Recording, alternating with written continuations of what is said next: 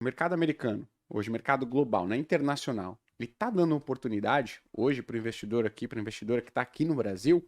Ou vocês acham que pô, deve vir um cenário mais turbulento, talvez, do que as pessoas estão esperando? Aí, como é que vocês enxergam o que está acontecendo lá fora? Tem uma questão, a gente faz a gestão tática, que a gente chama de mais de curto prazo, e é o mais estrutural. A visão estrutural ela é construtiva, porque a gente passou pelo pior, que era uma inflação muito mais persistente que o pessoal imaginava, e todos os bancos centrais do mundo subindo o juro de forma muito mais intensa do que se imaginava. Isso causando uma reprecificação. A gente viu o preço da Tesla, da Amazon, da Google, Magazine Luiza e outras tantas empresas no Brasil sofrendo muito em função dessa alta de juros muito significativa, e todos os ativos do mundo sofreram muito. Então esse é o ano de 2022.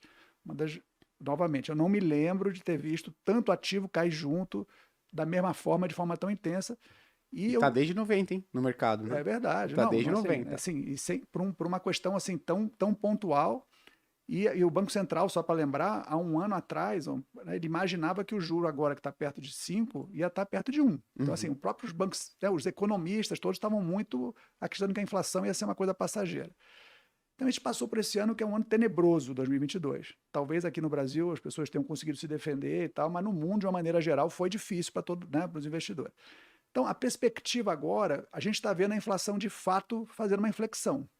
Uma parte importante da inflação é aquelas cadeias de produção. Não sei se vocês acompanharam a notícia que saiu agora, o resultado de Intel. Intel está Não. caindo 10%, não sei, deve estar caindo 10% hoje na bolsa, que soltou o resultado dizendo que está sobrando chip.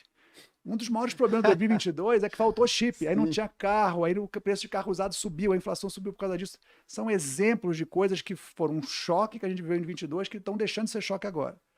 Mesmo a parte de petróleo, o fechamento da China, tudo isso está voltando, as cadeias estão voltando e a gente está vendo, com a alta de juros, a perspectiva de economia mais baixa, a inflação convergindo para um nível bem mais tranquilo. Talvez não tão tranquilo como a gente tinha no passado, mas bem mais tranquilo.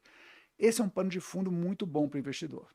Né? Tinha uma dúvida muito grande do pessoal que ficava, será que o Fed ele vai mudar a meta de inflação dele, por exemplo, para mudar para 4% e deixar daí por diante assim?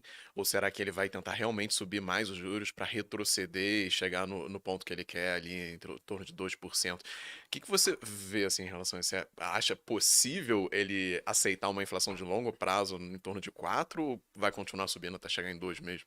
Eu acho que no caso do Fed hoje, provavelmente ele vai manter onde está.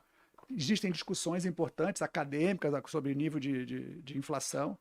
A gente acabou de passar uma pandemia que gerou um evento econômico nunca antes imaginado, depois um choque de inflação por cadeias de produção destruídas, e agora voltando. Eu acho que, por enquanto, tem muita volatilidade para querer cravar que a inflação que a gente está vendo agora é a inflação estrutural. Então, essa discussão lá em países onde a economia está mais organizada é uma discussão que pode até vir a ocorrer, acho que não ocorre nos Estados Unidos, mas se vier a ocorrer mais para frente, quando a gente começar a ter um ambiente econômico menos, né, menos dependente do que acabou de acontecer, né? Uhum. Menos uma onda seguindo de um ciclo. Então, está muito cíclico, né? Muito Uhum. intenso o ciclo. Então, acho que isso tem mais para frente. Aqui, o Brasil tem uma discussão sobre essa também, que eu acho que aí não é talvez o momento agora, estamos vendo que está bem quente esse assunto, mas tem preocupações, que tipo de impacto tem isso em termos de expectativa. O mercado opera muito em termos de expectativa. Uhum.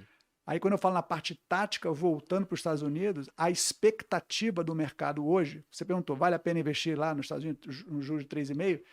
A nossa impressão é que a expectativa é que a inflação já foi controlada, já ganhou a guerra, os juros no futuro lá já caíram para perto de 3%. Uhum.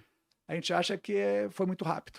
Tem que esperar um pouquinho mais. Então, no curto prazo, não acho que seja um bom investimento por conta da que o mercado já antecipou muito da boa notícia, causando esse vento tão positivo, as bolsas subindo, várias ações recuperando aí muito, as empresas caíram muito, subiram 30% nesse ano e tudo mais, os índices subiram mais de 10%, a Europa recuperou de forma absurda aí nos últimos 3 meses, subindo também muito.